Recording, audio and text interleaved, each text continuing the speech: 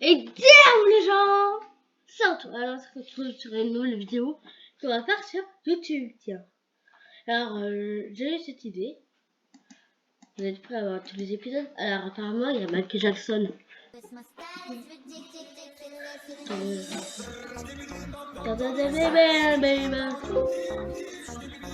Bon, on s'en fout de cette musique. Ah oui, là ça va être... C'est voilà, ici.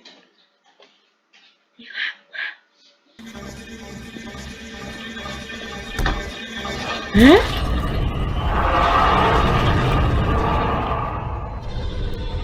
Ah oui.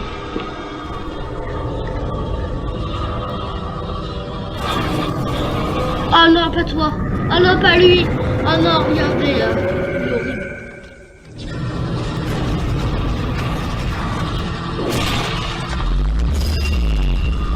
Bien tenté, mais... c'est foutu. Regardez, ça va être flippant là. Oh! Vous imaginez voir des gens sortir d'une bouche comme ça? Oh, ça me met mal à l'aise. Ah oui. D'ailleurs, le titan TV Man, c'est le premier à avoir un tel G-Man. Hein. C'est le premier titan à avoir un tel G-Man.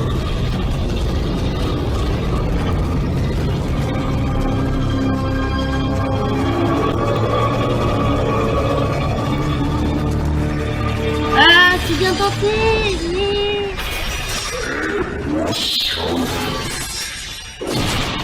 Ah, c'était bien tenté, mon pote. Qu'est-ce que tu veux que je te dise? C'est la bataille. Bah quoi, tu veux? Attendez, on va directement aller.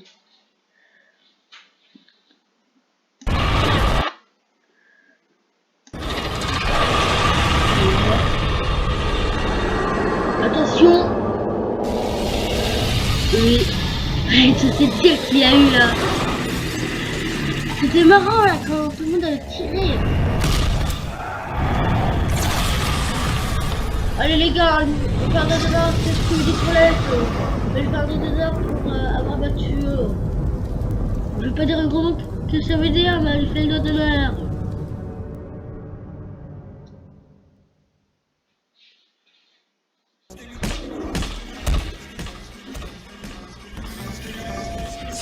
Attendez, faut dire que tu m'as abonné.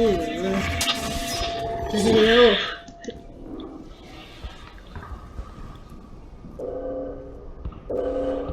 Attends, ils font un super travail.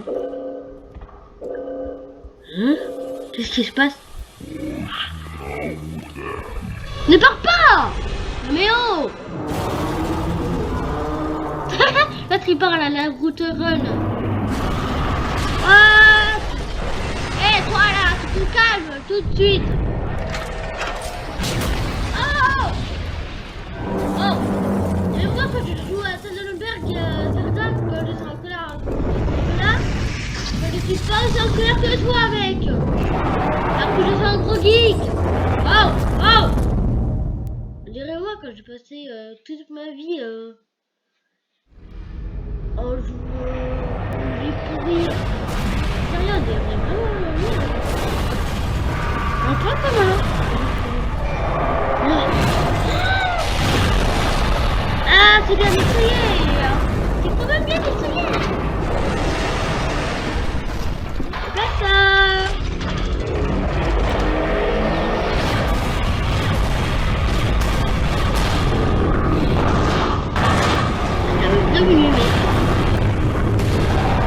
Oh, le combat! Ah, mais là, le combat! Épique! Oh, j'ai il est trop stylé! Il est trop stylé! Oh my god! Non! Non! Laisse le chemin tranquille! Ah, que lui, là! Oh! Là, ça va pas la tête! Oh, il... Non mais, laisse-le! Laisse-le, Simone!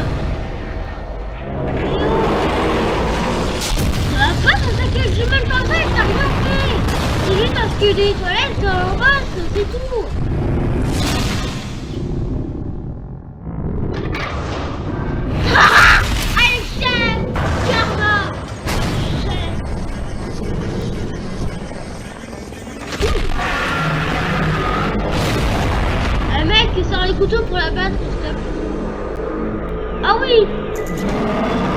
Non, ne la tue pas, ne la tue pas.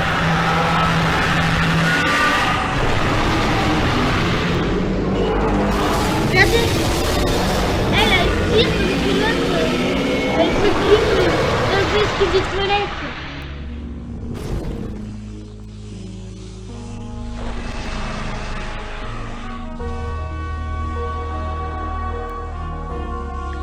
Tous les morts qu'il y a eu à cause de cette guerre impitoyable. Tous les morts qu'il y a eu parce qu'ils étaient contrôlés par les surveillants des toilettes. Il a fait tellement de pertes en nous. Il nous a fait reculer jusqu'à maintenant. Oui, c'est moi. Merci. On a enfin réussi à le secourir. Maintenant, il peut aller en attaque sans aucune pitié. Oui, je sais ce que je dis ça.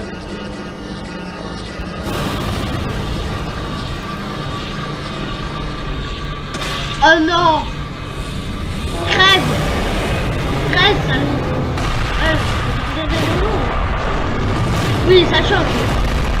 Oui, ça change des gentils youtubeurs qu'il y avait avant. Ouais. Allez! Il se laisse pas faire, lui! Attention! Je vais avoir la machine de la mort qui tue. C'est parti. Vous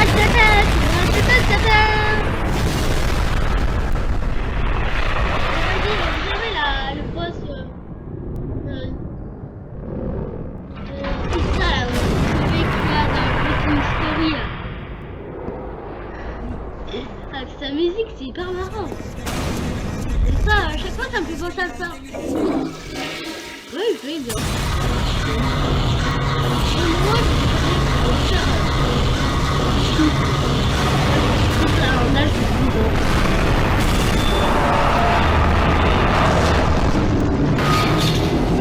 Un combat. Oh my god. Qu'est-ce que là tu veux la roue comme ça là? Oh le bazooka.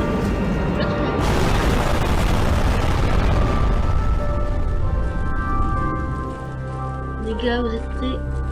Oh. Regardez cette scène. Regardez toute cette scène qu'il y a partout. Tout le monde leur fait un pouce en l'air.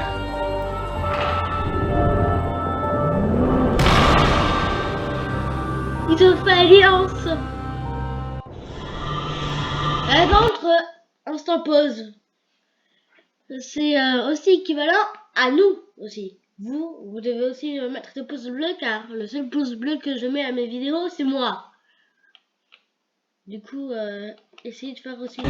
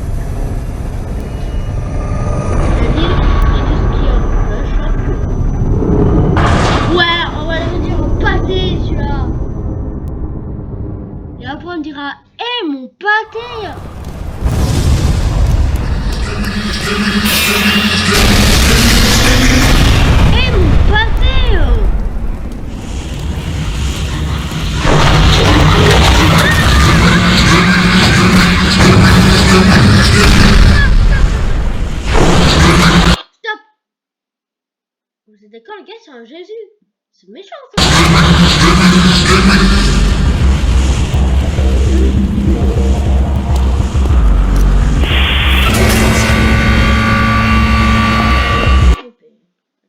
Allez, directement à l'épisode.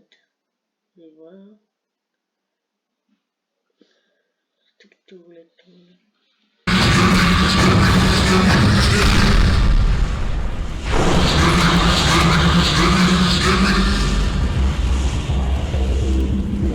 Oh, la speaker woman. J'ai compris. Ah, c'est vraiment marrant.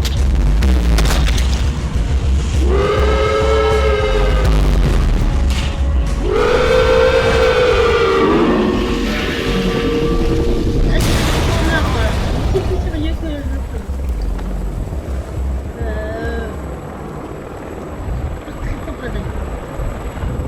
Comment elle fait pour déjà le faire déjà pour la première fois et réussir en un coup? Elle était puissante. Particulièrement, ça va être marrant là. Vous trouvez? Et là.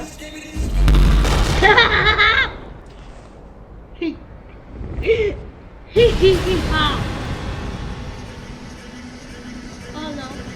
Oh my god. Oh my god, oh my god. Ah! Courez!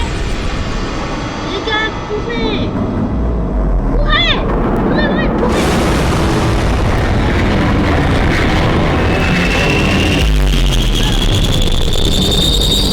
Bouchez-moi les oreilles! Oh, oui, bien sûr.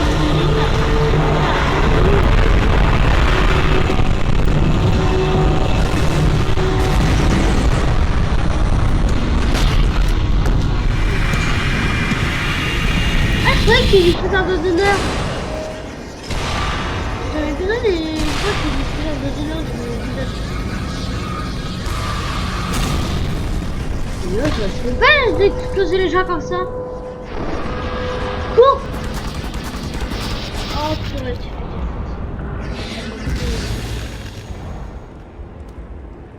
oh, celui-là, il est noir, c'est trop. Bien joué. Tu passes un peu un mec.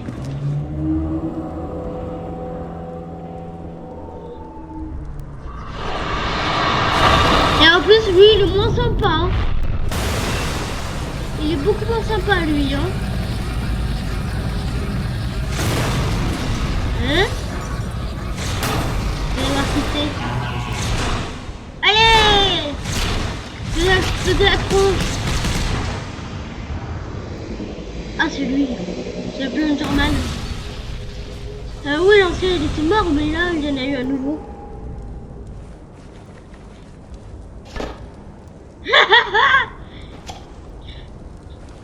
Il vient de décapiter la tronche. Oh doigt d'honneur.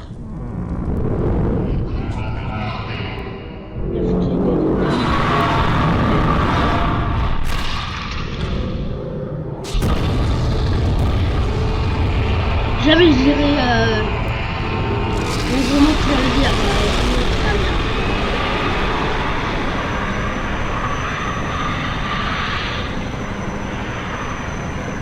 Alors, qu'est-ce qui se passe? Oh, il veut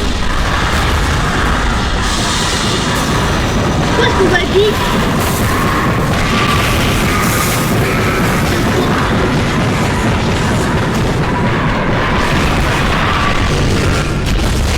Oh, est-ce qu'on va... Il y a des attaques là, déjà.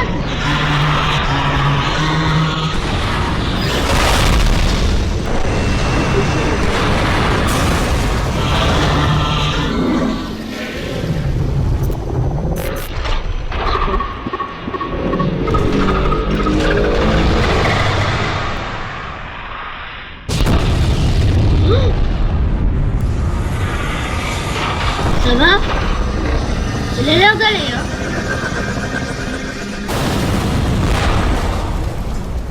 Ah oui, il peut balancer ça avec son doigt aussi.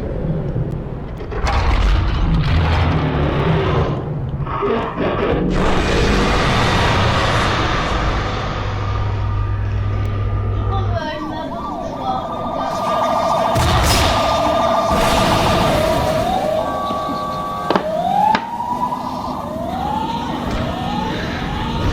moi, j'ai dit que j'y vais.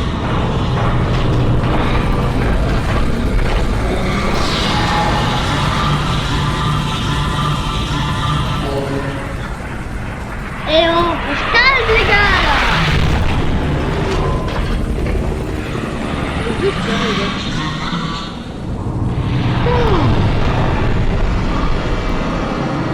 Pourquoi?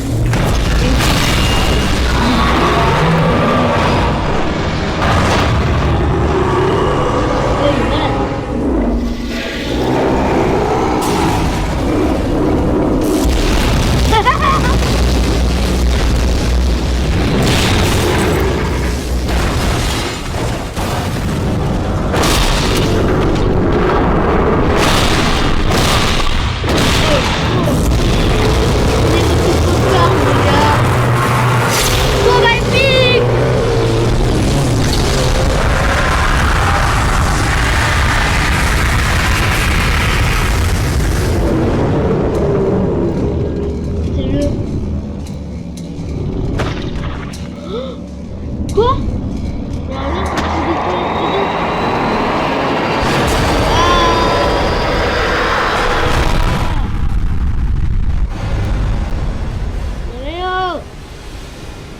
Qui a osé faire ça?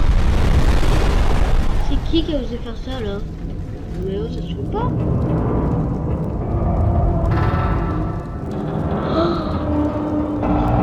Il va mal, hein? Il va pas très bien là. Il a dit sur l'air, mais là, tout ça va. Il va pas bien là. Oh, c'est va. Ah, bah ça y est, ici, il y a un cactus. Ça y est, c'est la guerre. Instant pause. Ça y est, c'est déjà la guerre. Ça commence déjà à faire la guerre. Mais oh, calme-toi, calme-toi.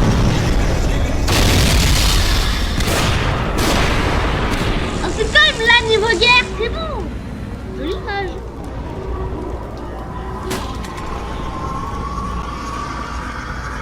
Calme-toi, calme-toi. Non mais, calme-toi, mec.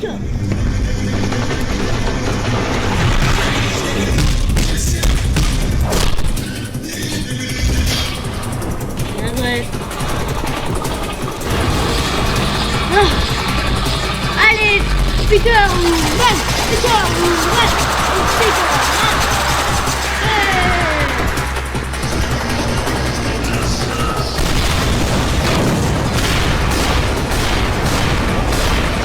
Wow. Ah, c'était long.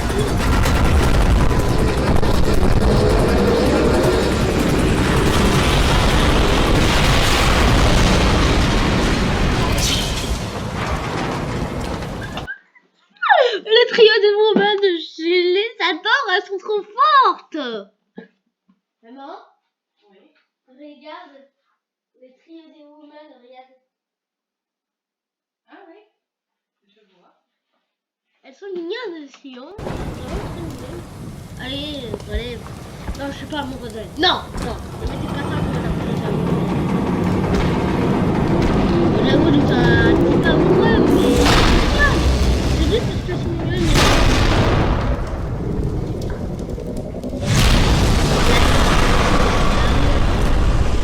On va faire un méthode. Allez, quoi, c'est des woman. C'est tout le mien, là.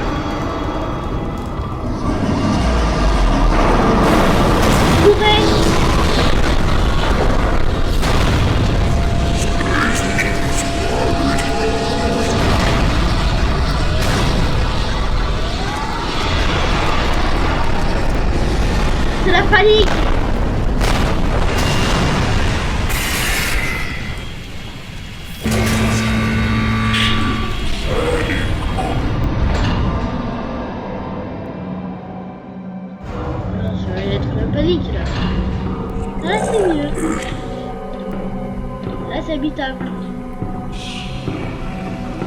c'est bien, regardez.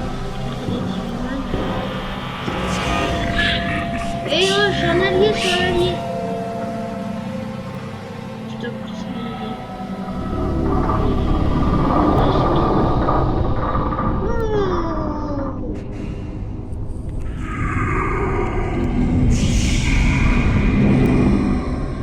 Stop là.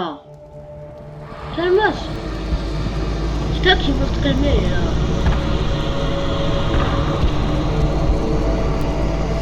Ça va avoir une trace à la soirée.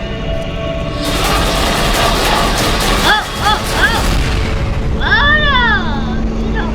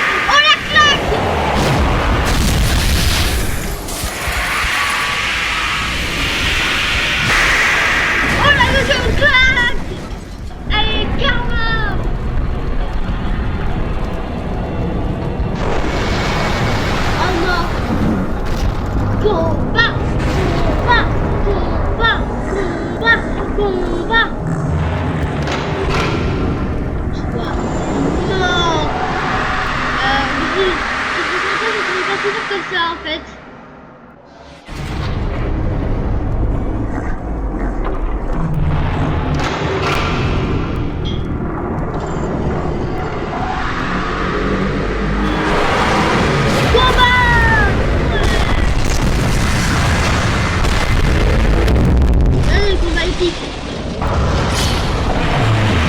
C'est quand déjà.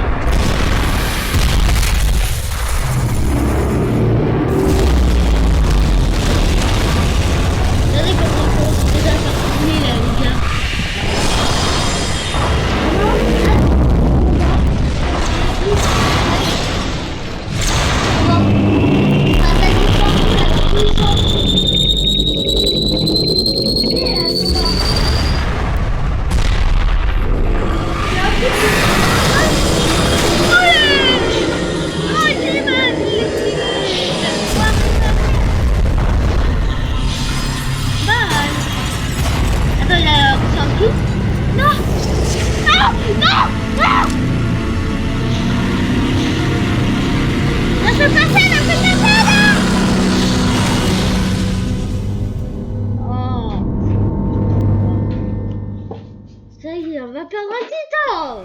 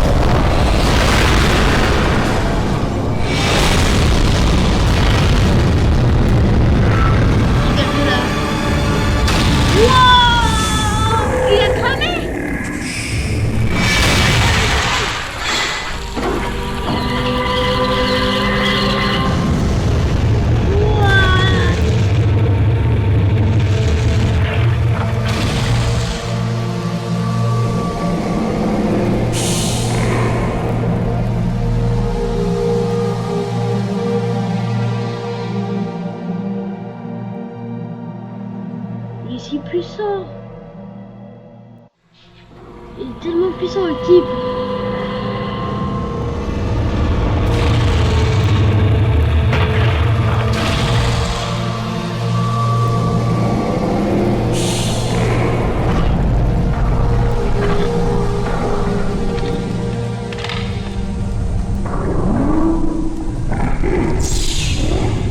Vas-y, tu dois le prendre. Oh, c'est cette humaine. Oui, il a fait cette humaine là-dedans. Allez! Combat! Combat! Combat! Bon, là, c'est un petit humain qui est trop mort. Il a fait boum!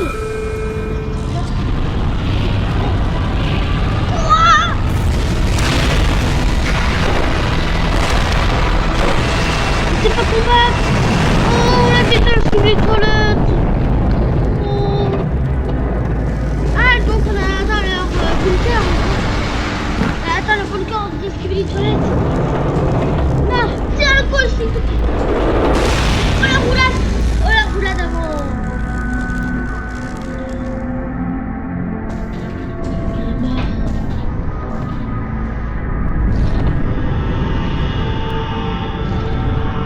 Toi, j'étais blessé, Paulé.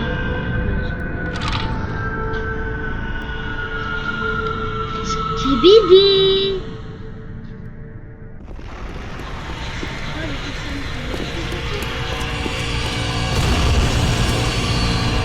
Wow. Oh. Ah ouais, genre la vie de l'extérieur. C'est comme ça, les bonheurs. Allez. Oh, comment il l'a chassé. De quoi? Ah oui, puis c'est attaqué, il peut attaquer à plusieurs. Ouais, il peut même se contrôler tout seul.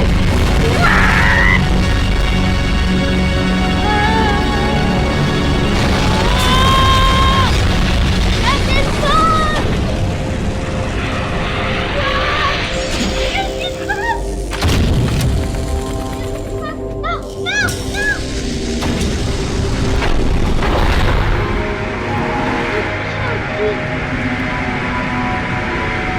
Ah, il a arrivé.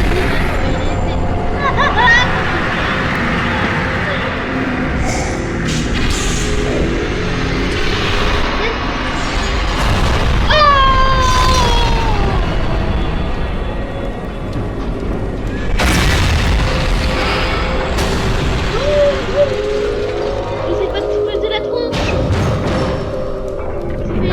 C'est exploser le visage.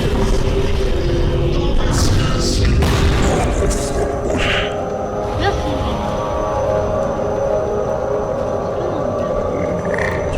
Pourquoi tu peux pas?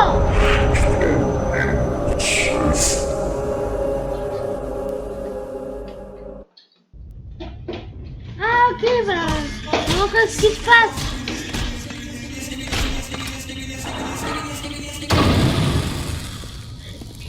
Ah donc, ils se sont fait attaquer.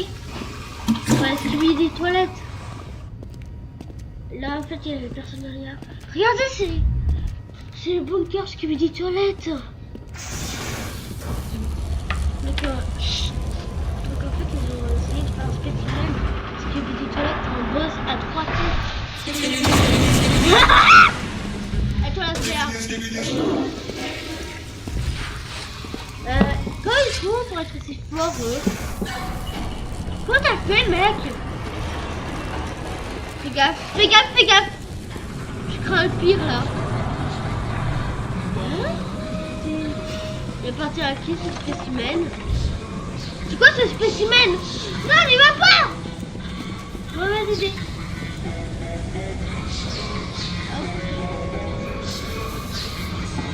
Dans une bunker, parce que les toilettes, il y a tout le monde.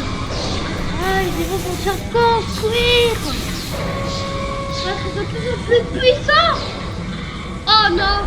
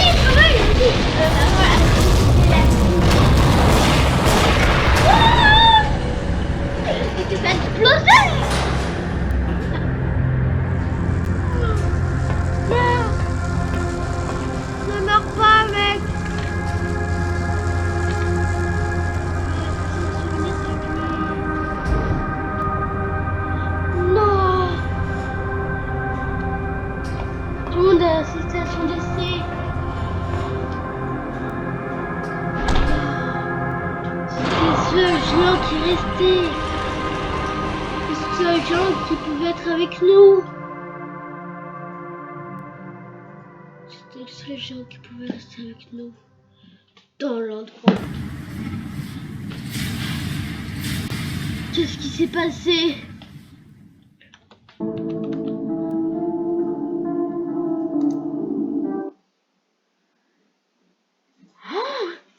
L'épisode 69, regardez, Michael Jackson.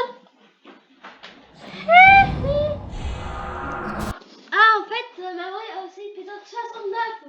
Ah ouais. Et là, il y a la première partie. Et la première partie, il y a Michael Jackson. Ah oui.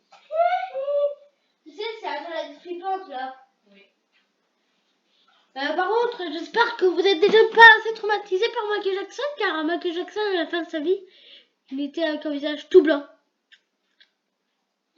Du coup, j'espère que ça va pas vous choquer. Oh!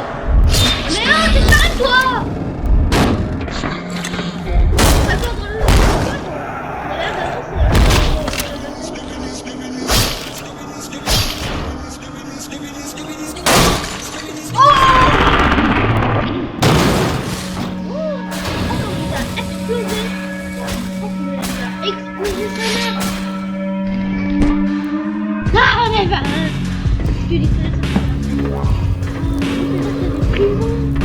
des prisons à Skibidi.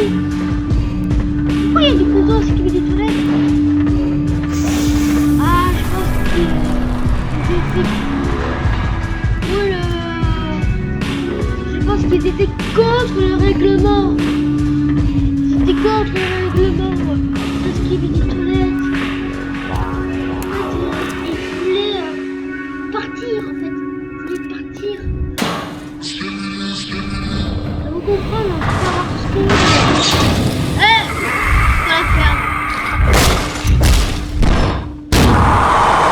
Oh!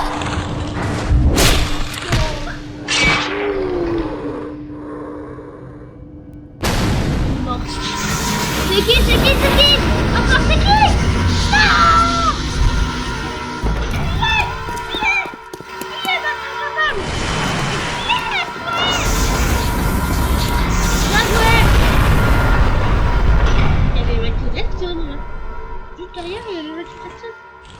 Arrêtez de danser là les gars. Oh,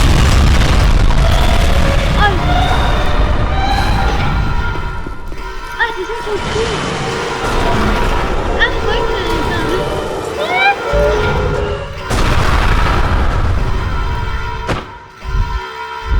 Stop.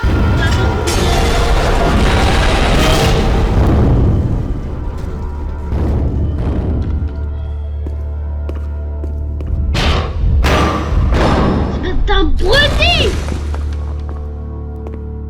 À cause de toi, il y a eu 2 morts. Arrête d'abord. Oh, le tas d'honneur qui a fait avec Jackson. Oh. Je sais qu'il va pas trop aimer là.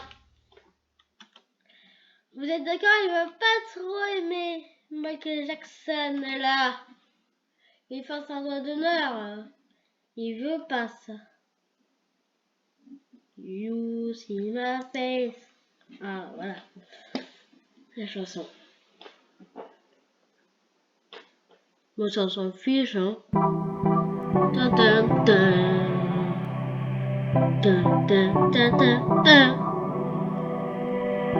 Dun, dun, dun, dun. Dun, dun, dun, dun, dun. You see my face going skibbity, skibbity, doody doody pee, going skibbity, skibbity. You see my face going skibbity, skibbity, doody doody pee, going skibbity, skibbity. I'm preparing for a war, toilet paper's on the floor. Skibbity, yeah. I'm preparing for a dump, but don't you try to flush. Skibbity what? Skibbity what? Skibbity who? Skibbity yeah. Skibbity what? Skibbity who? Skibbity yeah. Skibbity what? Skibbity who? Skibbity yeah.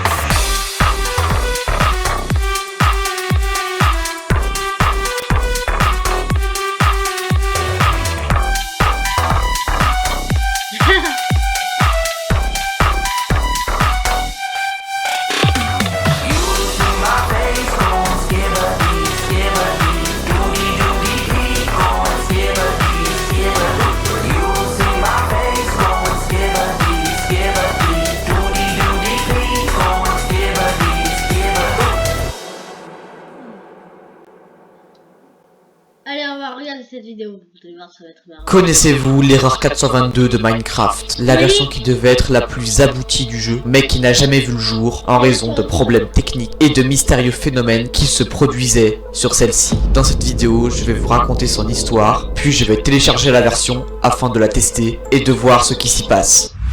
2,5 milliards de dollars, c'est le prix auquel Microsoft a décidé de racheter Minecraft en 2015. Le premier but de l'entreprise était de recoder l'entièreté du jeu. En effet, Minecraft était un jeu très mal optimisé. D'ailleurs, ça l'est toujours, mais Microsoft se metta alors à réécrire le code du jeu afin de proposer au grand public une version propre, clean de Minecraft. Lorsque cette lourde tâche fut enfin terminée, cette version devint alors disponible sur le launcher officiel de Minecraft. Cependant, 30 minutes après sa publication, la version disparaît brutalement. Elle a tout simplement été retirée du launcher sans réelle raison et est devenue jusqu'à ce jour une version de Minecraft complètement perdue. Il n'y avait aucune trace de celle-ci sur internet. On ne savait pas vraiment ce que comportait cette version pour qu'elle soit supprimée si rapidement. Cependant, on retrouvait quelques témoignages de personnes ayant essayé cette mise à jour. Toutes affirment avoir eu une expérience horrible. Tellement horrible qu'elles se sont jurées de ne plus jamais relancer le jeu. À ce stade de la vidéo, vous vous demandez sûrement, mais en fait, c'est quoi cette version? Où est-elle passée? Que contenait-elle? Eh bien, pour l'instant, nous n'avons pas vraiment les réponses à ces questions. En revanche, si vous restez sur la vidéo, vous allez très vite le savoir. Clin d'œil. Selon certaines rumeurs, une sorte d'intelligence artificielle aurait pris vie à l'intérieur même du code source du jeu. Et celle-ci aurait donc refaçonné tout le jeu à son image. Et donc, elle aurait fini par corrompre l'entièreté du jeu. Les quelques rares personnes qui auraient testé cette version disent tous que dans celle-ci, rien n'a de sens. Des biomes complètement buggés, des messages étranges dans le chat, des blocs qui changent de place sans raison ou des bruits de pas se rapprochant du joueur sans que pour autant une présence soit distincte. Tous ces événements étranges se seraient produits uniquement dans cette version. Mais il y en a sûrement bien plus. Cette version, je l'ai retrouvée. Bon, en réalité, je suis pas vraiment le seul, mais... Et je vous propose de nous y aventurer maintenant, afin de percer tous ces secrets et mystères. Mesdames et messieurs, je m'appelle Yux, et aujourd'hui, je vous souhaite la bienvenue dans l'erreur 422 de Minecraft.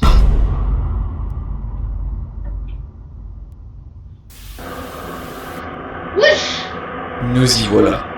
Dans l'erreur 422. Lorsque l'on lance le jeu, on constate de suite que la fenêtre du jeu est appelée Error 422 et que le logo qui y figure, à savoir Mojang, est en quelque sorte difforme. On est ensuite accueilli par un menu qui nous semble familier au premier abord, mais qui n'a pourtant rien à voir avec l'ambiance calme et apaisante de Minecraft. Ici, il y a une ambiance malsaine qui règne. On constate tout de suite que l'arrière-plan du menu semble confus et difforme avec ses caractères incompréhensibles. Certains boutons sont grisés, comme non sélectionnables. C'est le cas pour le bouton multijoueur et texture qui indique ici Socket Exception et Null Socket Exception. Le bouton quitter le jeu quant à lui est aussi grisé, ce qui veut dire que maintenant que vous avez démarré le jeu, vous êtes coincé dedans à tout jamais.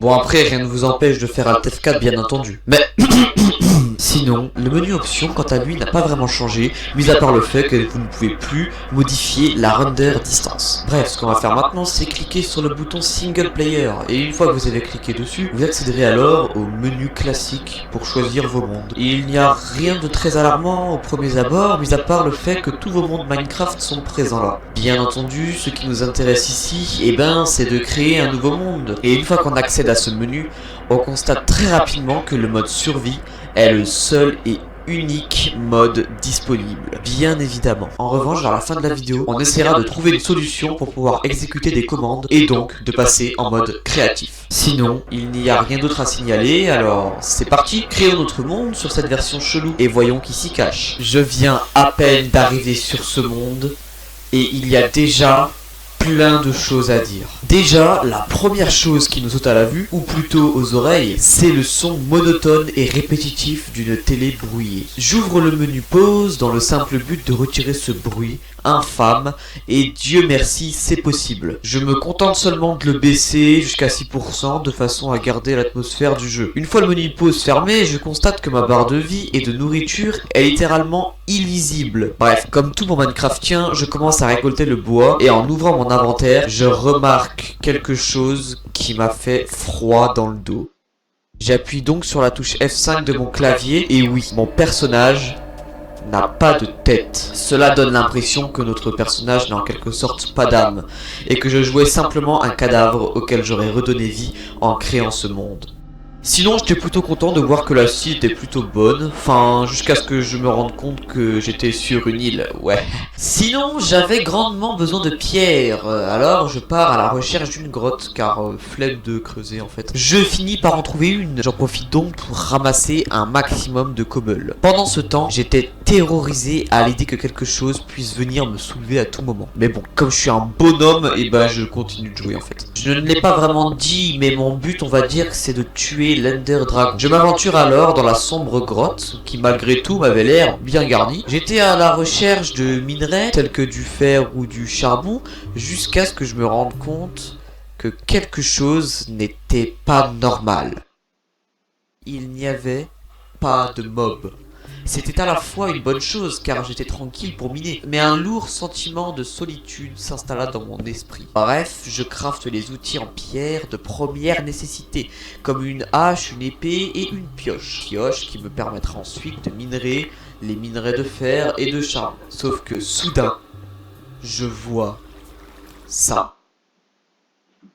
Un spawner à mob. Sa distance ne me permettait pas de voir de quel monstre il s'agissait, mais je m'y aventurerai lorsque j'aurai fait fondre mes minerais. Et une fois ceci fait, je m'engage au fond de la cavité où se situait la fameuse machine qui était finalement consacrée aux araignées. Seulement, aucune n'en sortit. Bon, je me contente de récolter les ressources qui se trouvaient dans les coffres.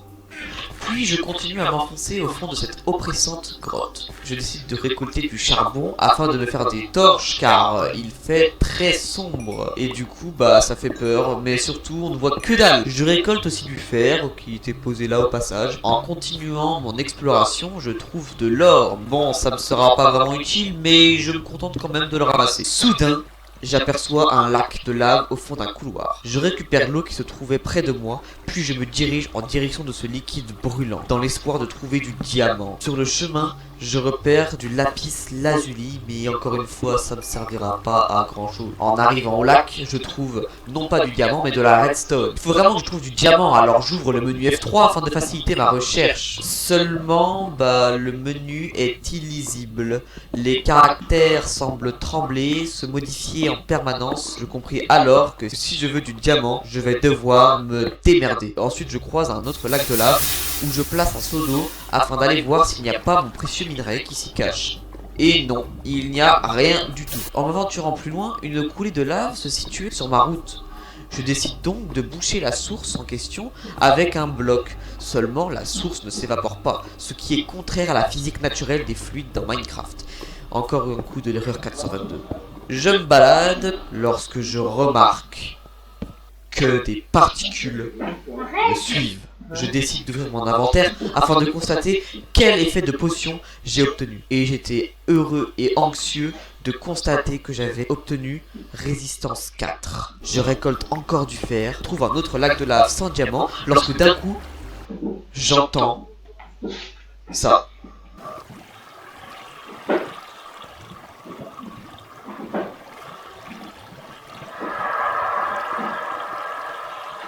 J'avais un très mauvais pressentiment. Je décide de trouver une solution en vitesse pour remonter à la surface. Sinon, quelque chose de terrible allait se passer. Le problème, c'est que j'étais perdu dans cette vaste grotte. Pas le choix. J'allais devoir remonter en creusant au-dessus de moi. Je réentendu le mystérieux bruit. Seulement, je me prends du gravier sur la gueule.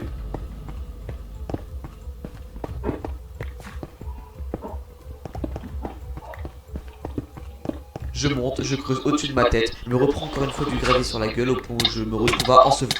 Après m'être extirpé du gravier, je me rendis compte que j'étais au fond d'un océan. Je décide de nager vers la surface, mais je pensais que je n'aurais pas le temps de remonter et que j'allais y rester. Mais heureusement, je me trompe pas et je pus enfin avaler une bouffée d'air frais. Je m'installa sur une petite plage et plaça mes affaires sur le sol. Dans le four, je fais cuire mes minerais sans quitter la fenêtre du four car j'avais peur de recevoir une mauvaise surprise. Je m'empresse de faire mon armure en fer quand je remarque que la nuit tombait. Alors, je décide de construire un truc en cobble afin de me protéger des mauvaises choses qui pourraient arriver. Je fais cuire mes derniers minerais et demanda à Kirby de me protéger de toute éventuelle attaque de démons en le plaçant devant ma gueule. Une fois tous mes minerais fondus, je me fabrique une épée en fer, sauf que le truc, c'est que je me prends un éclair sur moi.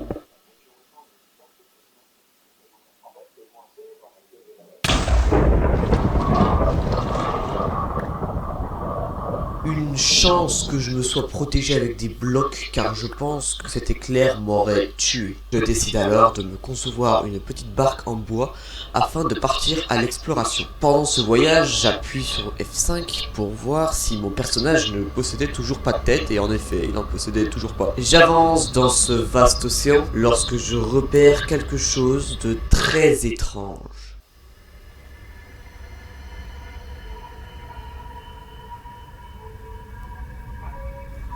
Des milliers de cactus qui flottent dans le ciel. C'est là que j'ai compris que ce n'est pas moi qui est maître de ce monde, mais que c'est le monde qui est maître de moi. Je prends mon courage à deux mains et je décide de m'aventurer dans ce mystérieux désert. En marchant, je repère au loin un village. Je décide donc d'y aller. Je suis heureux de constater que ce village possédait des villageois.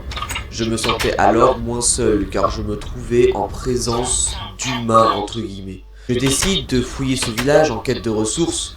Je ramasse du blé afin de faire du pain et je trouve même du diamant. Sauf que c'est à ce moment-là qu'il se passe une grosse dinguerie.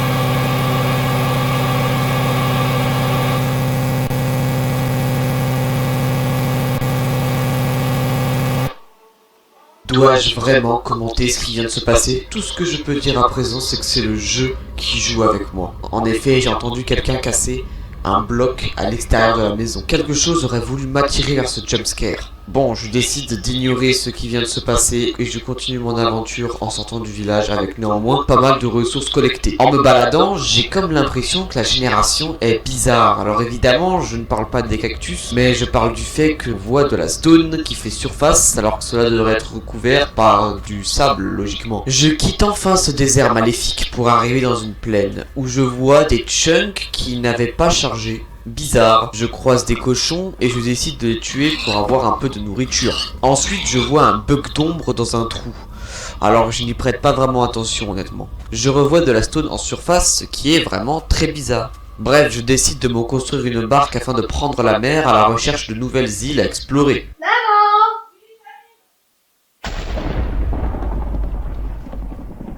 Il y a encore un éclair qui a frappé près de moi. Pourtant il ne pleut pas et le temps n'est pas nuageux. C'est évident que quelque chose m'observe depuis le début de mon aventure. Elle analyse chacune de mes actions et je sais à présent que cette chose peut surgir à tout moment. À force de naviguer, je repère une grande île, plus précisément un marais. Je décide donc de m'y rendre.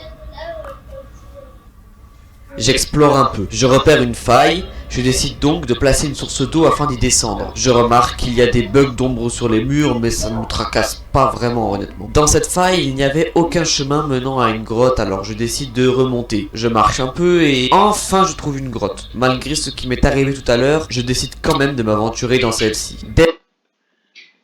Par contre les gars, j'ai un truc à vous dire. Faisons un hommage tous ensemble pour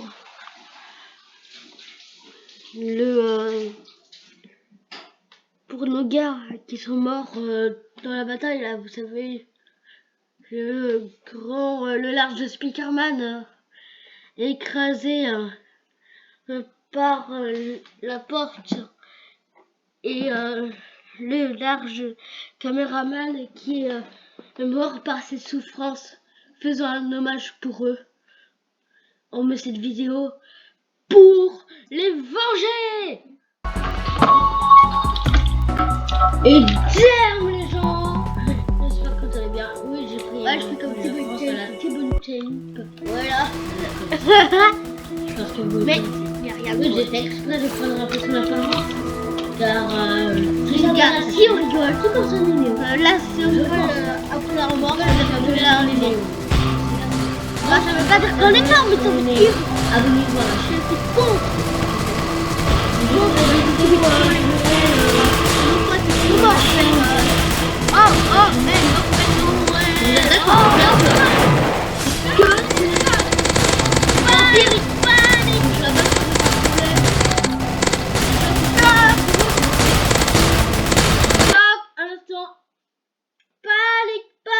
Regardez la panique là.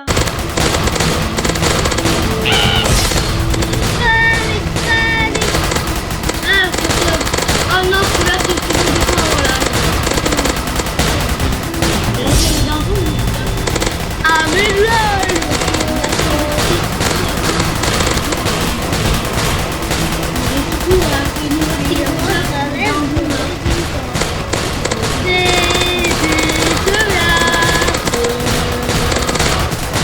Hello, mais c'est nul comme prénom, c'est même pas un prénom. Hello. Ça veut dire bonjour. Mais ouais, ça veut dire bonjour en anglais. Ça veut dire bonjour en anglais. Tu n'aimerais pas m'appeler. Non, il fait le triche. D'ailleurs, comment il a fait d'ailleurs, vous savez, dans les Skibidi Toilettes, il y a un gars là, vous savez qui est... dans les Skibidi Toilettes, il y a un gars, il y a un TV man en haut. Bah là, les gars, c'est le TV man là. Ouais, c'est bien. Débat. Vraiment que j'arrête de passer dans le monde. Ça me fait. C'est pourri.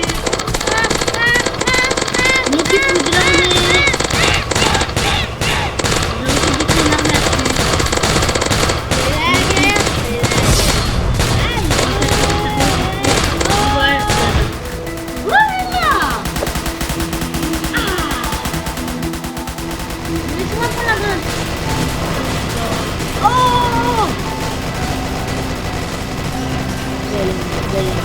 Vous imaginez ça en mode Skibidi Toilettes, ça doit être marrant. Et bye. Autant.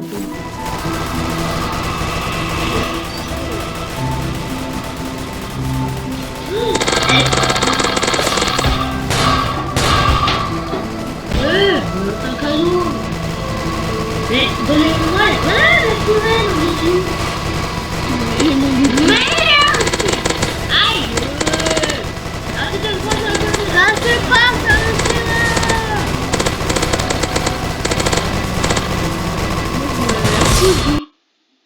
Ah, ça fait du bien. Et Jean-Antoine, on se retrouve pour une nouvelle vidéo. Si vous adoptiez deux gamins étranges qui se révèlent finalement être de véritables psychopathes, que feriez-vous? Ce couple voulait absolument un enfant, mais il s'est retrouvé avec une paire de détraqués en version miniature sur les bras. Je vais donc vous expliquer les erreurs commises, ce que vous devriez faire et comment battre les jumeaux diaboliques dans Tin et Tina. C'est... Si vous étiez un agent de sécurité dans une pizzeria abandonnée où chaque nuit, 4 personnages animatroniques hantés par des fantômes. Salut, bienvenue dans une nouvelle vidéo. Le terme SCP signifie Secure Contain Protect et fait référence à un site web où les utilisateurs peuvent publier des histoires de science-fiction et d'horreur. La fondation SCP contient des créatures, chacune dotée d'un numéro unique et d'un dossier rempli d'informations. Bien qu'issu de la fiction, vous commencerez peut-être à en douter après cette vidéo. Aujourd'hui, nous allons vous montrer 15 des créatures SCP les plus effrayantes qui ont été filmées. Vous êtes nouveau sur la chaîne? N'hésitez pas à vous abonner, à cliquer sur la cloche pour activer les notifications et à laisser un pouce vers le haut pour nous soutenir. Numéro 15. SCP-049, mieux connu sous le nom de Docteur de la Peste, est une entité terrifiante dont l'apparence sinistre rappelle les médecins médiévaux de l'époque de la peste noire. Mais ne vous laissez pas tromper par la référence historique, car cette créature possède des pouvoirs qui dépassent les capacités humaines. Dans cette vidéo, SCP-049 a été filmé en train de marcher dans les rues par une nuit noire. La véritable horreur de cet être ne réside pas seulement dans son apparence. Il possède la capacité effrayante d'ôter la vie d'un simple toucher, après quoi il soumet le défunt à une opération bizarre et contre nature. Malheureusement, on sait peu de choses sur cette vidéo, mais le fait que quelqu'un ait réussi à la filmer dans la vie réelle amène à se demander s'il ne s'agit pas d'une simple fiction. Ce qui rend la créature encore plus terrifiante, c'est son imprévisibilité et sa volonté obsessionnelle de guérir, qui se traduit souvent par des accès de violence inattendus. En captivité, le SCP-049 est soumis à des restrictions strictes en raison de sa nature dangereuse. L'interaction avec lui est minimale, toujours dans des conditions très contrôlées, afin d'éviter que le cauchemar qu'il porte ne se propage davantage. L'objectif du médecin spécialiste de la peste dans cette vidéo n'est pas clair, mais que feriez-vous si vous le rencontriez dans la vie réelle? Faites-le moi savoir dans les commentaires. Numéro 14. SCP-096, mieux connu sous le nom du Timide, n'est pas vraiment timide comme le suggère son surnom. Cette entité est tout sauf timide lorsqu'il s'agit de répandre une terreur indicible. Un youtubeur a décidé de visiter un cimetière sinistre à 3 h du matin et y aurait rencontré SCP-096. De nombreuses personnes affirment qu'il ne faut jamais regarder le visage de cette créature, même par inadvertance. Si vous le faites, la silhouette silencieuse se transforme en une frénésie de violence, déterminée à traquer et à détruire quiconque l'a vue. Alors que ce youtubeur s'apprêtait à quitter le cimetière, il a vu une créature effrayante à la fenêtre de sa voiture. Il ne l'a d'abord pas remarqué, mais lorsqu'il a visionné la vidéo, il a été terrifié. Ce qui rend le SCP-096 si effrayant, c'est que rien ne peut l'arrêter. Sa capacité à trouver ses proies est inégalée et sa force est surhumaine. C'est l'incarnation d'une force inarrêtable, un cauchemar vivant qui ne peut être ni capturé, ni vu. Le simple fait d'apercevoir son visage peut déclencher une réaction en chaîne de destruction. Alors que certains affirment que la créature de la vidéo était le Timide, d'autres disent qu'il pourrait s'agir du Rake.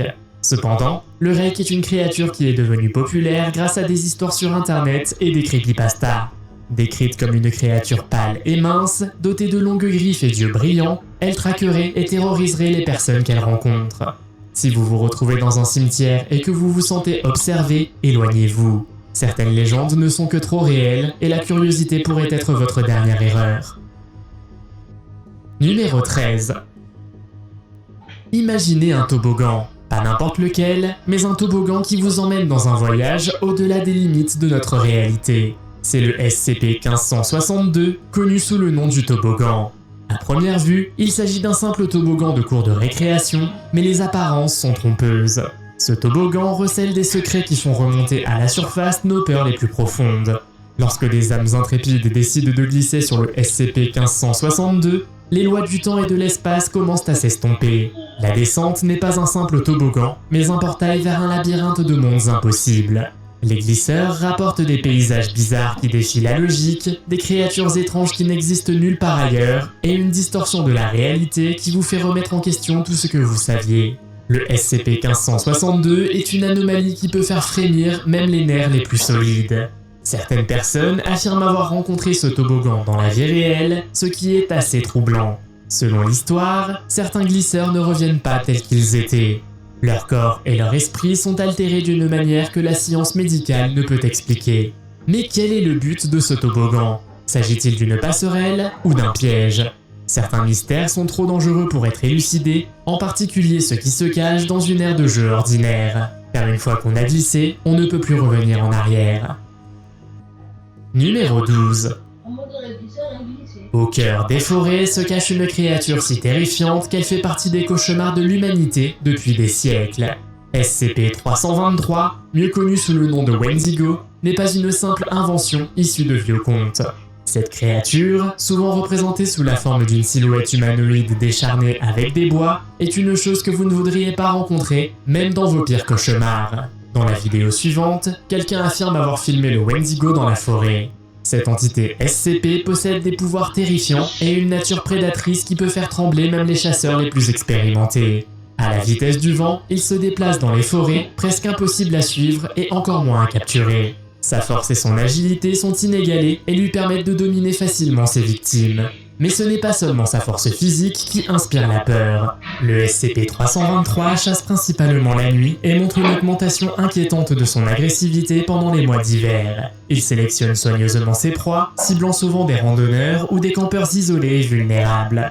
Puis, avec une ruse qui trahit sa nature sauvage, il traque ses victimes sans méfiance, attendant le moment idéal pour frapper. Se pourrait-il que cette personne ait capturé un véritable Wendigo sur sa caméra, ou s'agit-il d'un animal mal identifié? S'il s'agit bien d'un Wendigo de la fondation SCP, sa caractéristique la plus inquiétante est sa capacité à imiter les voix humaines.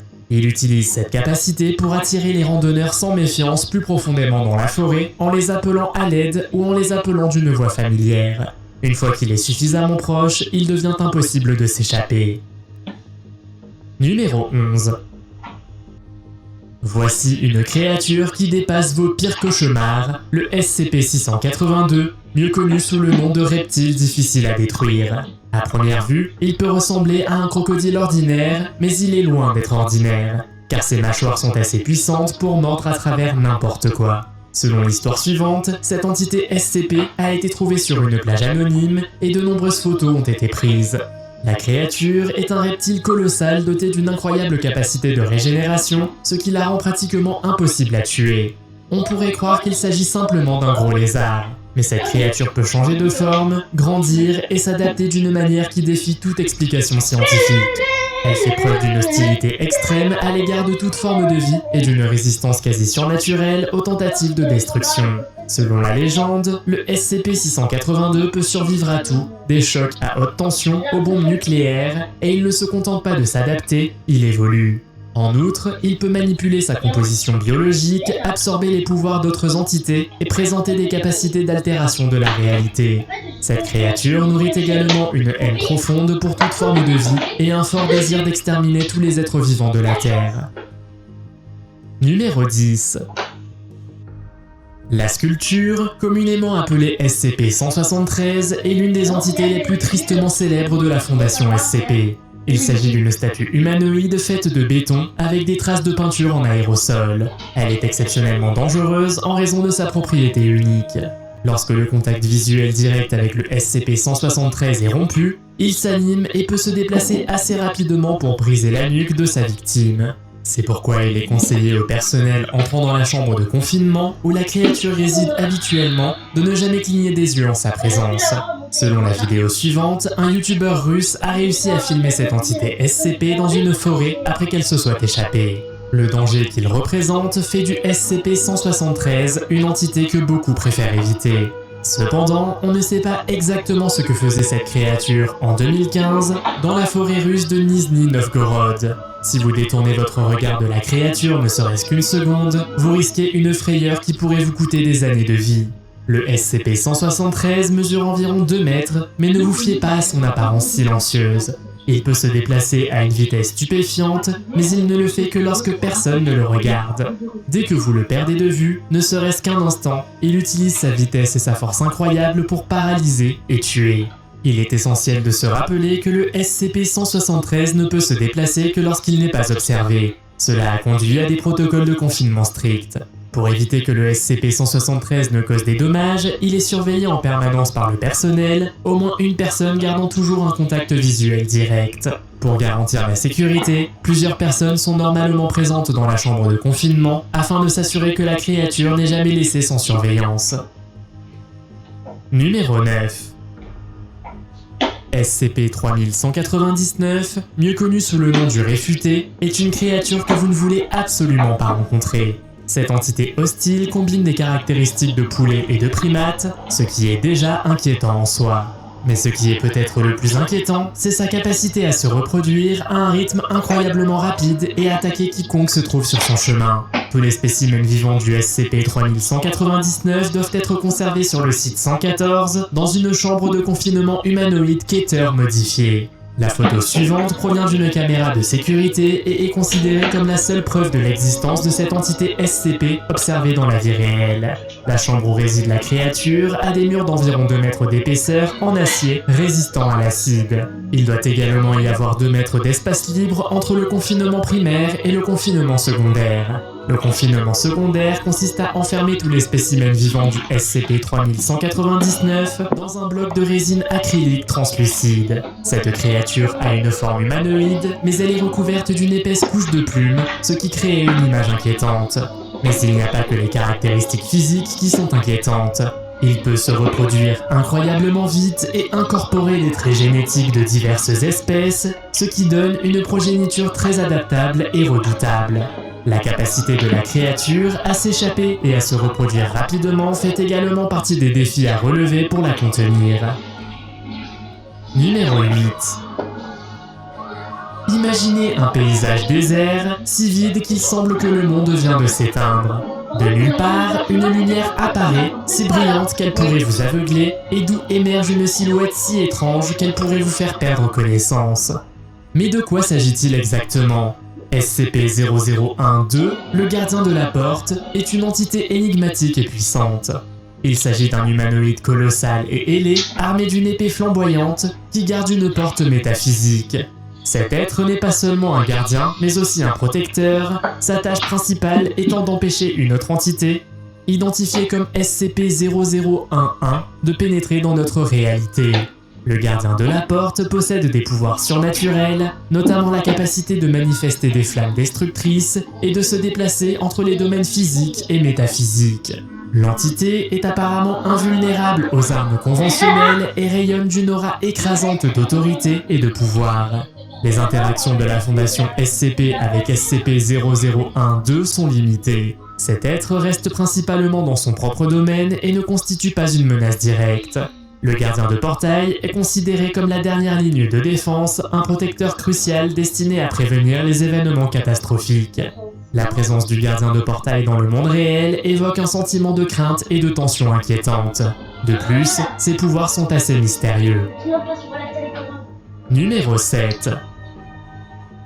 Il semble que le docteur de la peste ait été filmé à plusieurs reprises dans la vie réelle, notamment dans cette vidéo où on le voit dans une zone forestière. Dans les profondeurs obscures de la forêt, le mieux est de courir comme si votre vie en dépendait.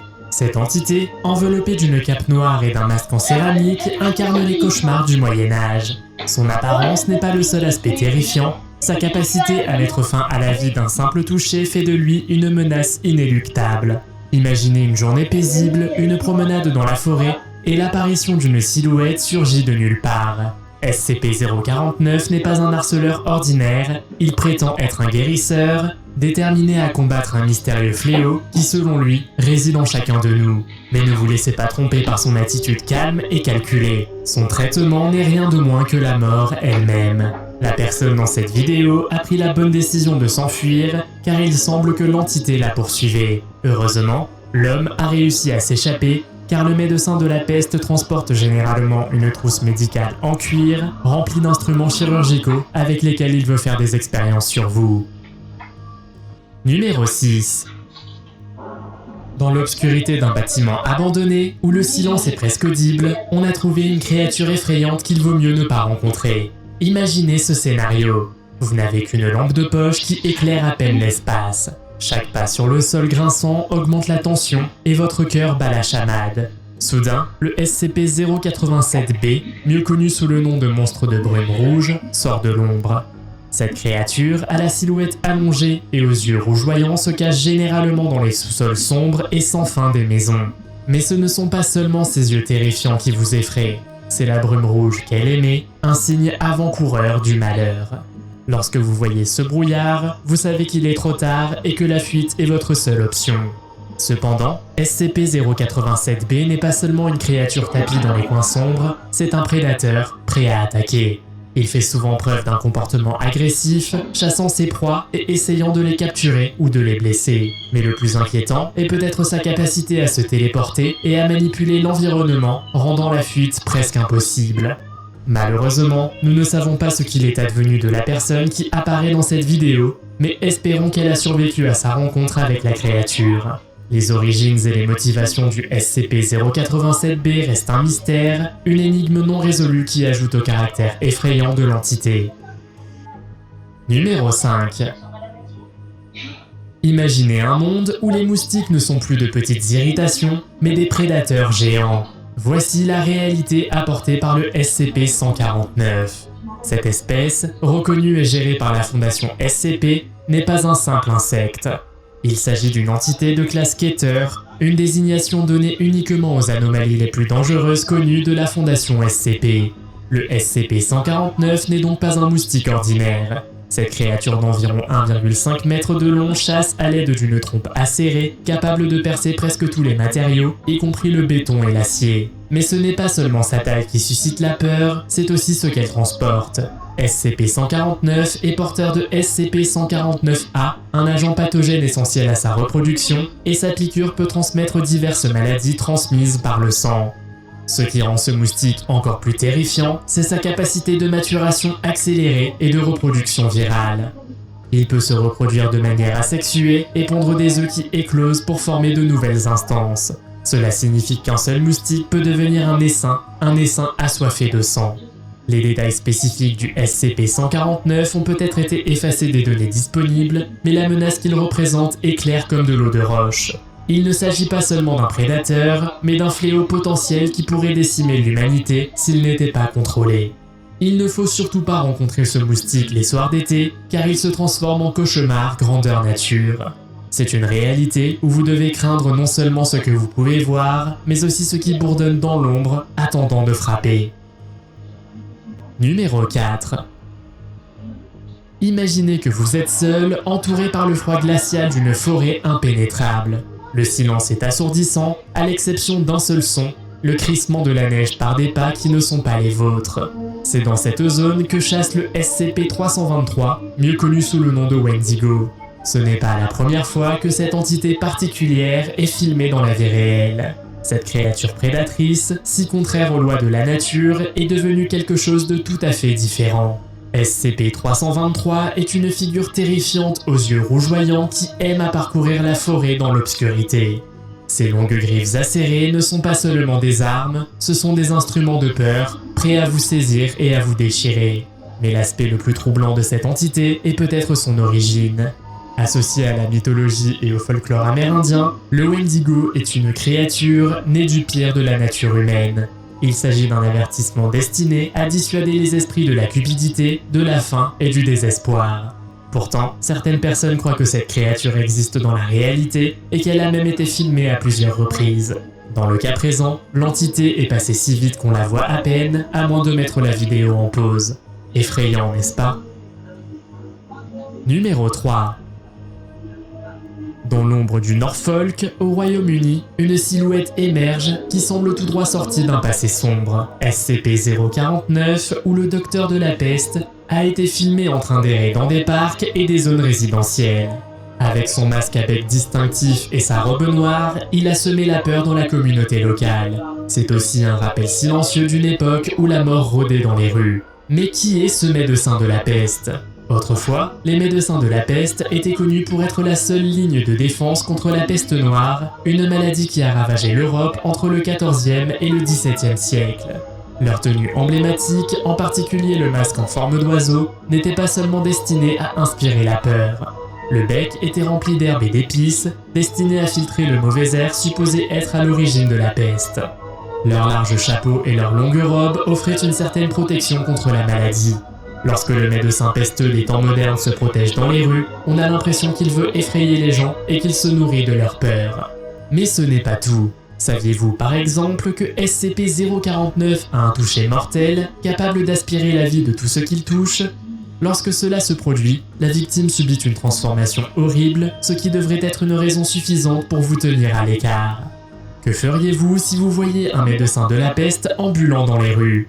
Oseriez-vous vous approcher ou serait-il préférable de garder vos distances, voire de vous enfuir? Faites-moi part de vos réactions dans les commentaires. Numéro 2. SCP-173, connu sous le nom de la Sculpture, est un chasseur implacable caché à la vue de tous et a été filmé à plusieurs reprises. Dans cette vidéo, l'entité SCP est enfermée dans une pièce, cachée du reste du monde.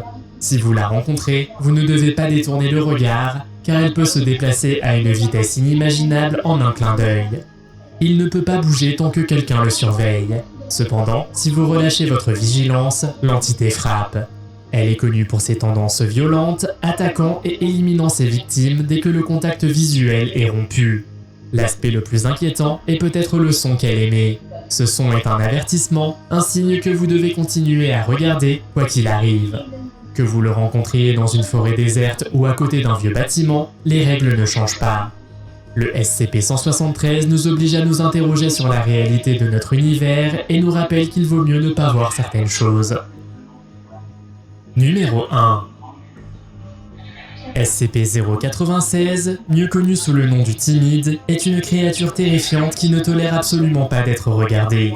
Dans cette vidéo, il est assis tranquillement sur un lit d'hôpital au milieu d'une pièce sinistre, mais ne vous laissez pas abuser par son comportement passif. SCP-096 est une énigme, une créature d'environ 2,40 mètres dont le visage, s'il est vu, déclenche un déchaînement de pure fureur. Son visage, presque méconnaissable en tant qu'être humain, est quelque chose que vous ne voudriez jamais voir. Car si vous le voyez et que vous commettez l'erreur de regarder dans ses grands yeux brillants, vous ne pourrez plus revenir en arrière.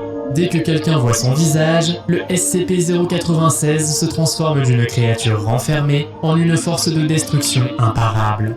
Il vous poursuivra, quelle que soit la distance que vous parcourez, quel que soit l'endroit où vous vous cachez. Aucune barrière ne peut l'arrêter, elle franchira les murs, nagera à travers les océans, inlassablement jusqu'à ce qu'elle vous atteigne. Et lorsqu'elle y parviendra, la fin sera inévitable. Si l'on en croit la vidéo suivante, ils auraient enfermé la créature dans une chambre d'hôtel abandonnée, l'abandonnant à son propre sort. C'est peut-être aussi la meilleure solution, car vous ne voulez pas que cette créature s'approche des gens. Dans le monde de la Fondation SCP, cette entité est également considérée comme l'une des plus redoutées. Quelle est la créature SCP qui vous fait le plus peur? Faites-le moi savoir dans les commentaires. Si vous avez aimé cette vidéo, mettez un pouce en l'air. Si vous voulez voir d'autres vidéos que nous avons réalisées, cliquez sur l'une d'entre elles à l'écran ou jetez un coup d'œil à la chaîne. Merci d'avoir regardé et à la prochaine. Ça va faire combien de temps? 3, 4 ans, c'est ça? 7. Ça fait 7 ans, mais t'étais pas loin. Alors, je constate que vous avez déjà vos bracelets, et voici pour les repas. Et Zara est chargée de prendre soin de vous jusqu'à ce que je vous récupère ce soir. Hey, ça va? Ouais, bien et toi? Tranquille, c'est toujours ok pour tout à l'heure? Ouais, carrément, mes parents sont partis, je pourrais venir. Cool, 20h devant la gare. Ouais, j'y serai. Cool, à tout à l'heure, mon pote. Ceci est la dernière conversation par message retrouvée dans le téléphone de Dylan. Un jeune homme, disparu depuis maintenant plus de 6 mois. Bien entendu, une enquête a été ouverte. Mais la police ne l'a pas retrouvé et commence à laisser l'affaire de côté, faute de preuves. La famille de Dylan est désespérée et a lancé un appel à l'aide sur tous les réseaux sociaux. Histoire que des gens comme toi, comme moi ou comme mon équipe puissent essayer de retrouver ce qui s'est vraiment passé ce soir-là. Ils ont donc ouvert au monde la vie de leur fils. Alors tu sais très bien ce qu'on a fait. Moi et ma petite équipe, on s'est tout de suite lancé à sa recherche. On voulait connaître chaque moindre secret sur cette affaire vraiment mystérieuse de disparition. Quel message est-ce qu'il a échangé? À qui est-ce qu'il a parlé? Qu'est-ce qui s'est passé dans les 12 heures avant la disparition? Bref, on a récolté tous les éléments pour vous pondre la vidéo que vous êtes en train de voir maintenant. Et c'est une pépite. Voilà, je vous le dis, c'est une pépite. Et ça va être beaucoup trop bien. Let's go. Vous êtes clairement pas prêts pour ce qu'on a trouvé et pour ce que je vais vous révéler ce soir. Aujourd'hui, cela fait plus de 3 mois que nous avons commencé à enquêter et à chercher des indices qui pourraient nous mener à Dylan. Depuis que sa mère a demandé de l'aide aux gens sur internet, nous avons décidé de chercher Dylan. Mais tout d'abord, il était important pour nous d'établir un petit profil psychologique, voilà. Vous dire un petit peu à quoi ressemble Dylan, qu'est-ce qu'il fait dans la vie, quel âge il a, etc. Mais bref, en gros, c'est un mec comme toi, comme moi. En mode, ça pourrait nous arriver à n'importe qui. Ce qui lui est arrivé. C'est un peu bizarre comme formulation de phrase, mais t'as capté. Dylan est un jeune homme de 16 ans. C'est un lycéen sans histoire, discret et plutôt bon en cours. Il est assez timide et n'avait pas beaucoup d'amis. Les seuls amis qu'il avait se retrouvaient sur les jeux en ligne. Et d'ailleurs, gardez bien cette information. Les seuls amis qu'il avait, c'était des amis qu'il retrouvait dans les jeux vidéo. Donc pas des amis dans la vraie vie. Dylan est décrit par sa mère comme un jeune homme solitaire, poli et adorable. Il passait beaucoup de temps sur les jeux vidéo, mais il travaillait dur. Et il avait de bonnes notes en plus d'aider à la maison. Ce qu'on apprend donc alors après quelques heures de recherche, c'est que la police a retrouvé son téléphone dans une poubelle pas loin de la gare en question. Rappelez-vous cette gare-là. Mes parents sont partis, je pourrais venir. Cool. 20h devant la gare. Ouais, j'y serai. C'est là qu'ils ont retrouvé la discussion qu'il avait eue avec Vincent, un de ses potes. la mère de Dylan, n'avait jamais entendu parler de ce garçon. Apparemment, cela faisait plusieurs mois qu'ils discutaient, mais rien n'indiquait l'endroit où ils s'étaient rencontrés. Ils ont bien sûr pensé à un camarade de lycée, mais personne ne s'appelait Vincent dans l'entourage du garçon. Ce qui est encore plus étrange, c'est qu'aucune personne dans la classe de Dylan ne s'appelait Vincent. Donc c'était peut-être quelqu'un d'une autre classe, dans le lycée? C'est quoi ce bail, hein? Beaucoup d'hypothèses ont été proposées, comme un enlèvement, mais la police pense plutôt à une fugue. Cependant, ça fait donc 6 mois que le garçon a fugué. Ce qui fait un peu beaucoup. Hein? Normalement, quand t'es un garçon comme ça, tu fugues durant une nuit, 2 jours, allez, 3 jours grand max. Le mec a disparu depuis plus de 6 mois, les refs. À aucun moment ça peut être une fugue, à ce moment-là. Ce n'était pas le genre de Dylan, de partir sans rien dire comme il l'a fait. Une psychologue leur a même dit qu'on ne sait jamais ce qui se passe dans la tête d'un adolescent, et qu'il a très bien pu partir sur un coup de tête, mais il n'y croit pas. Et comme le dit la mère de Dylan, le petit Dylan avait emporté aucune affaire avec lui. Il est parti sans rien. Donc à mon avis, il avait clairement pas l'intention de partir pendant 6 mois, hein? Il s'est passé quelque chose ce soir. Et on est là pour découvrir qu'est-ce qui s'est passé, bordel. Bref, j'espère que t'es captivé. T'as ta petite pizza, tes petits popcorn. Parce qu'on est parti pour une enquête, mon gars. Elle va être pico bello caliente et on prépare cette affaire depuis si longtemps, j'ai trop hâte de vous la raconter dans les détails. Messieurs, dames, bienvenue dans un nouvel épisode inédit de Secrets.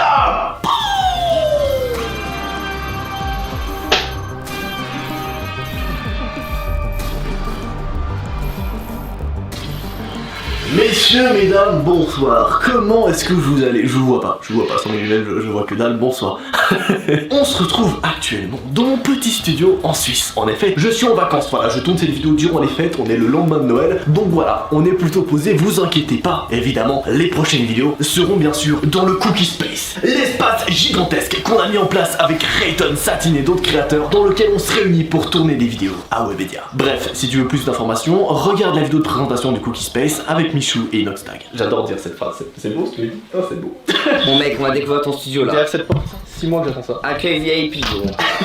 Bref, continuons avec l'enquête. On s'est alors vite aperçu qu'une recherche nationale a été lancée. Ça veut dire qu'ils ont envoyé les chiens et plein de monde pour aller retrouver où était Dylan. Près de la gare. Une autre information importante qu'il faut savoir à ce moment-là de l'enquête, c'est qu'une autre dizaine d'adolescents ont été portés disparus plus ou moins dans la même période. Donc à cet endroit où s'est passée l'affaire, et je vous dirai pas où c'est parce que sinon s'il y a des gens qui habitent à cet endroit-là, vous allez vous suicider. Vraiment, vous allez plus sortir de votre chambre en fait, parce que c'est vraiment choquant, et surtout ça s'est passé en France, donc c'est encore plus choquant, excusez-moi. Bref, à cet endroit-là, il y a eu également des cas d'une dizaine d'autres adolescents disparus au cours des 10 dernières années. Donc c'est vraiment un endroit qui est réputé comme étant pas fou, tu vois, en France. En mode comme si quelque chose de bien plus sombre se cachait derrière cet endroit. Et on va le découvrir, tout ce qui se passe là derrière. Tous ces adolescents sont suspectés d'avoir fugué, mais c'est vraiment bizarre. A priori, rien ne rapproche ces disparitions à celles de Dylan. Enfin ça, c'est ce qu'on croyait. Parce qu'avec ce qu'on a découvert, il se pourrait bien que tout soit lié. Lorsque la vie de Dylan a été dévoilée au public, un commentaire a fait réagir tous ceux qui s'intéressaient à l'enquête. C'est un commentaire retrouvé sur Facebook et regardez ce qu'il disait. Il faut avertir la police. Mon fils a aussi été contacté par un certain Vincent avant de disparaître. What the fuck? C'est qui ce Vincent? Nous avons bien entendu contacter cette dame en privé. Et voici la conversation que nous avons eue avec cette dame. Bonjour madame, nous vous contactons au sujet du commentaire que vous avez laissé sous l'appel à l'aide de la mère de Dylan. Nous aimerons vous aider et savoir si la disparition de votre fils est liée à celle de Dylan.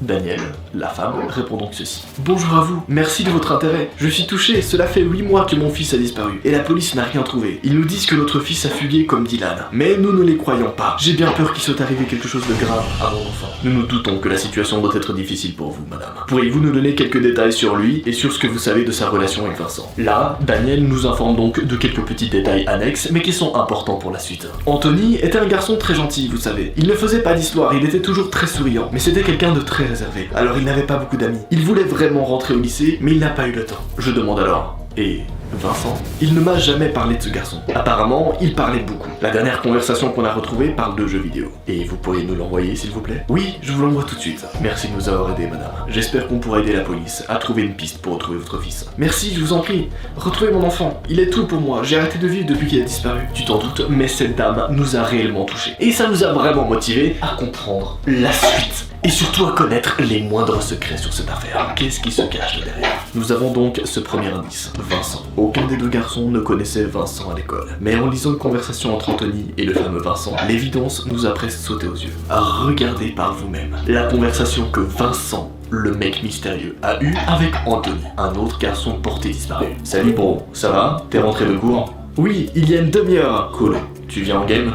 Ouais, dès que j'aurai fini mes devoirs. Ça marche bro, dis-moi quand tu arrives. En game, sur les jeux vidéo, Anthony jouait aussi. Et ça nous laisse un deuxième indice. En effet, Anthony était aussi un gamer, exactement comme Dylan, l'enfant principal dans cette affaire. Ils ont le même type de caractère, et tous les deux jouaient en ligne. Mais il reste un souci. Les deux habitaient pas du tout au même endroit. Il y avait une dizaine de kilomètres entre ces deux personnes. À ce moment-là de l'enquête, nous nous sommes posé des questions. Est-ce que c'est le même Vincent auquel les deux adolescents ont été confrontés, ou est-ce que c'est une simple coïncidence? Les deux garçons jouaient-ils au même jeu? Nous devions creuser plus loin, histoire d'avoir beaucoup plus de réponses. C'était trop vaste là. Et il y a un truc, moi personnellement, qui me trigger un petit peu à ce moment-là, c'est que sachant qu'il y a genre une dizaine de kilomètres qui les séparent entre Anthony et Dylan, et qu'ils ont les deux parlé au même Vincent, ça veut dire que Vincent ne provenait pas du même lycée ou du même établissement. Ça veut dire que c'est un mec externe. Mais dans ce cas-là, c'est qui ce gars? What the fuck? Nous devions creuser plus loin. Nous avions besoin de plus de réponses. Et nous savions que pour cela, nous devions dévoiler ce que nous avons déjà trouvé sur les réseaux. Nous avons donc posé un message sur les groupes qui cherchaient Dylan. Et très vite, nous avons commencé à recevoir des messages très inquiétants. L'affaire commençait à prendre des proportions énormes. La première personne qui nous a contacté s'appelle Sarah. C'est une jeune femme de 19 ans dont le frère de 15 ans a également disparu. Sarah, cette meuf de 19 ans dont le petit frère a disparu il y a pas longtemps, a envoyé ça. Bonjour, je viens de voir ton message sur le groupe. Je suis cette enquête parce que mon frère aussi a disparu il y a 8 mois et que j'ai l'impression que c'est lié à Dylan aussi. Votre message est encore plus flagrant. Il y aurait un autre garçon? C'est horrible. Mon frère Michael jouait aussi en ligne et il avait rencontré un garçon qui s'appelait Adrien. Ils m'en parlaient souvent et ils sont devenus si proches qu'il est devenu le meilleur ami de mon frère. Ils passaient tout son temps libre à jouer avec lui. Adrien habitait dans la même ville que nous et je sais qu'ils avaient prévu de se voir. Mon frère n'avait pas de téléphone portable, alors on n'a jamais retrouvé de conversation entre deux. Mais je suis sûr que c'est la même chose qui est arrivée aux deux autres garçons. S'il te plaît, dis-moi que ça va t'aider à retrouver mon frère. Je réponds donc ceci à Sarah. On commençait à se poser des questions. Mais ce que tu dis nous aide beaucoup. Merci. De quelle ville es-tu? De Clermont-Ferrand. Je sais que c'est loin des deux autres, mais je me dis que ça pourrait quand même être lié. Merci de ce que vous faites. Son message nous confirme alors une chose, c'est que tout est en rapport avec des jeux vidéo en ligne.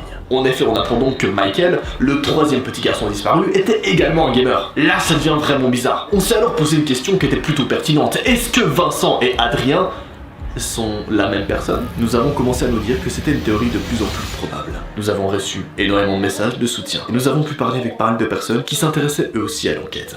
Et tout cela nous a motivés. Puis nous avons reçu un message d'une personne qui nous